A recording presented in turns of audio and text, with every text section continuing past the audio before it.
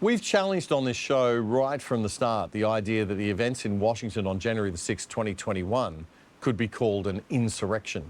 The word's been used so many times by the media here in Australia and in the US that it'd be crazy to suggest otherwise, right? I mean, the Democrats held a congressional inquiry into the insurrection right before the 2022 midterm elections in the US. It was broadcast on every major network in prime time. A made-for-TV production.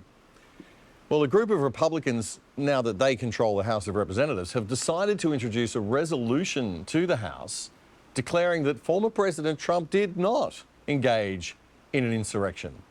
A congressman from Arizona by the name of Eli Crane slammed attempts to remove Donald Trump from the ballot based on this insurrection lie and really gave it to reporters for their coverage of January 6.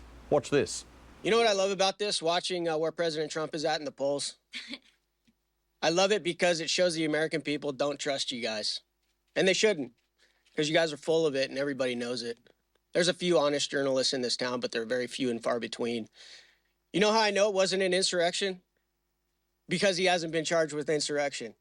And we can all see by the lawfare how he's facing up over 700 years in jail right now, how they've tried to destroy this man, destroy his businesses, that if they felt they had an inkling of a chance of convicting President Trump of jaywalking or insurrection, they would absolutely charge him. You know how else I know it's not an insurrection?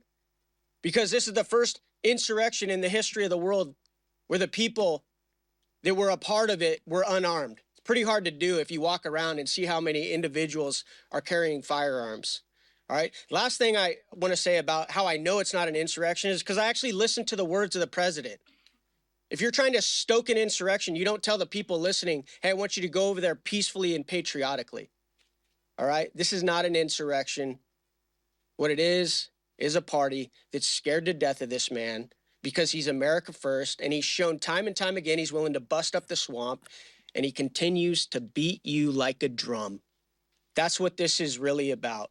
Come to demand that Congress do the right thing and only count the electors who have been lawfully slated. I know that everyone here will soon be marching over to the Capitol building to peacefully and patriotically make your voices heard. Today we will see whether Republicans stand strong for integrity of our elections, but whether or not they stand strong for our country. Peacefully and patriotically make your voices heard. A group of Republicans gathered last week to announce that new resolution. Congressman Matt Gaetz from Florida said while the vast majority of people who protested at the White House on January 6 were peaceful, there were a couple of bad apples. There were people who were violent at that riot, and they should not have been. But that is a very different thing than declaring that President Trump engaged in an insurrection. He wasn't here. He said he wanted people to be peaceful and patriotic. And I never even really, insurrection isn't a term we interacted with frequently before getting to Congress. You never heard about the insurrection on the Little League board or at the local Kiwanis Club. But because it has this legal significance, it's been lashed to President Trump unfairly, and that's what we're trying to remediate.